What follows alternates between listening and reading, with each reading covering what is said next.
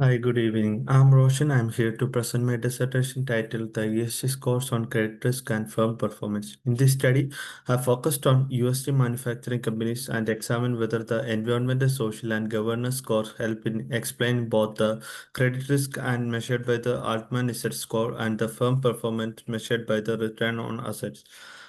Coming to the next slide.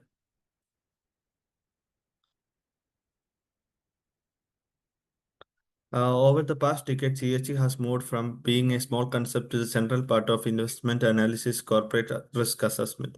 Prior research suggests that the firm with higher ESG often shows better firm performance and resilience during the crisis, such as COVID-19 periods.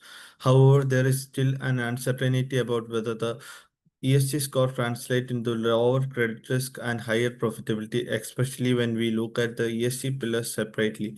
This gap in the literature motivates my studies. Coming to the next slide. The dissertation is guided by the two main research questions. First is to what extent the ESG scores individually affect the firm's credit risk proxied by Altman research score. Second, what is the nature and the significance of relationship between the ESG scores and firm performance? Coming to the next slide. From these questions, we have hypothesized our studies mainly on how does the ESG scores will it help to reduce the risk as well as the firm performance, improve the firm performance. The study mainly focused on two theoretical frameworks. The first one is stakeholders theory from the Freeman suggests that the firms that take care of the stakeholders, employers such as employers, customers, communities, and others are more sustainable and profitable in the long run. Signaling theory from the Spence argues that the strong ESG performance can act as a signal for responsible management and it lowers the risk to the investors as well as the creditors. For the data part, I have collected the data from the Refinity icon. It consists of 160 companies that are publicly listed in the US manufacturing that are publicly listed. These are the US manufacturing companies from 2017 to 2024. Mainly, the dependent variables in my studies are credit risk and ROA. The first one is credit risk that is proxied measure for Altman research score. Uh, the second one is firm performance, defined as the net income over the total assets. ROA is core profitability measure that reflect how effectively the firm uses their assets base to generate earnings. The ESG, coming to the next slide, the independent variables. In my study, the independent variables are ESG pillars, that is environmental, social, and governance scores. And other control variables are leverage, industrial production index, and finally the interest rates. Leverage the total debt over the total assets and is expected to increase the financial risk and reduce the profitability. um, the Coming to the correlation metrics, I have done the correlation metrics and I found out that the environment, social, and governance factors are positively correlated. That the both of the but each of the variables are like interrelated with each other.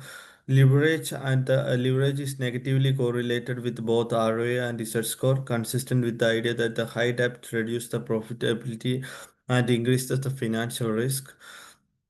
Uh, the direct correlation between the ESG pillars and ROA and research score are weak, which justifies the moving multivariate regression. Importantly, there is no correlation that exceeds zero point 0.8, which is the threshold.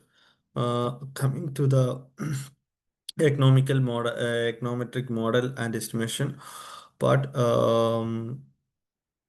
we have selected the regression based on various tests conducted. Which is the first one is Houseman test. which is used to determine whether the random effect regression or fixed effect regression is more suitable for a model. In my case, I have done the Hausen test and found out that the p-values are greater than 5% in both of the models. So I do not reject the random effect specification and proceed with the random effect model. Then I checked with the multi-collinearity using the VIF factor. All the VIF values are between roughly 1 to 2, confirming that the multi-collinearity is not an issue. However, the Buch-Pagan test indicate the significant heteroscedasticity in both models. To address this, I clustered the standard errors at the firm level, which gives the robust inference even in the presence of heteroscedasticity.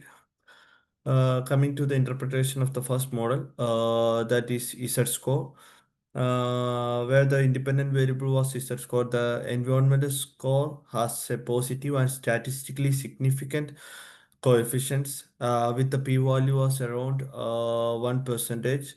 And the social and governance score how small coefficient and are not statistically significant. The leverage ratio has negative and significant coefficients, meaning that the higher leverage reduces the Z score and increases the credit risk.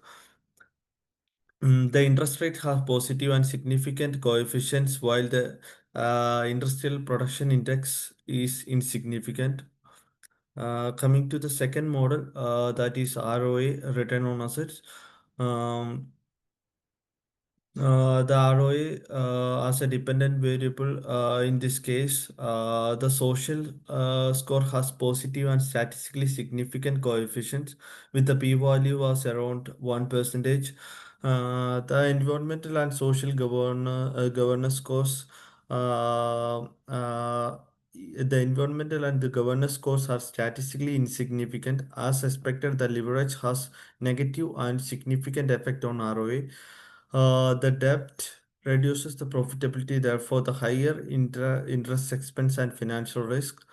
The industrial production index has positive and highly significant coefficient indicating that the profitability is pro-cyclical and improves in a period of stronger industrial production. Interest rate is negative and significant, reflecting that the drag from the tighter monetary policies on firm earnings. Coming to the discussion and limitation conclusion part, to summarize this dissertation, the ESG impacts are pillar specific, that are not uniform. Environmental performance is associated with the lower credit risk, while the social performance is associated with a higher profitability. Governance in both models does not provide a clear-cut result or like impact on either ESG or ROA. These findings imply that the investors and the creditors managers should not treat ESG as a single aggregate score, but instead have to pay attention to the to which pillar is the most prevalent for the outcome of the interest. And some of the limitations are the endogeneity part and the bias result, bias result such as credit ratings and other ESG scores. Overall, the ESG has provided a significant impact on credit risk as well as ROA. Even though some of the components have significant effects, others lacks that much significant effects on ROA as well as credit risk. That's all. Thank you.